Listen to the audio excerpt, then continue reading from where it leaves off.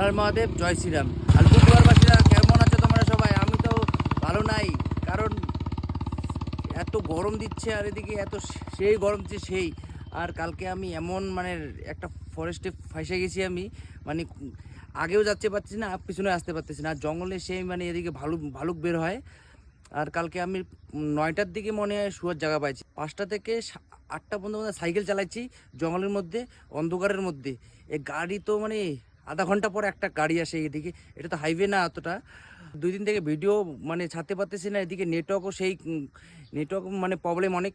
কালকে তো ভিডিও ছাড়তেই পারি নাই, কালকে তো আইসেই মানে শুয়ার জায়গায় পাচ্ছিলাম না। তারপর অনেকক্ষণ পরে একটা আঙ্কেলের ঘরে মানে ঘরের ছাদে আমি টেল লাগায় শুয়ে পড়ছি। পরে আমি এখন নেপালের দিকে চলে যাচ্ছি। আর আমার বাড়ি থেকে বেরোয়ার পুরা আজকে 51 দিন হয়ে গেছে। আর সেই গরম, বাপরে বাপ, এত গরম হয় নাকি এদিকে? সেই গরম দিচ্ছে আজকে। উঁচু উঁচু পাহাড়, কবে যে নিচু জায়গাতে যাব। 1 মাস হয়ে গেল আমি পাহাড়ের মধ্যে ঘুরতেছি, আরও তো নেপাল যেয়ে আরও তো ঘুরবই পাহাড়েই। দেখতে পাচ্ছ ভিউটা একদম ওয়াও।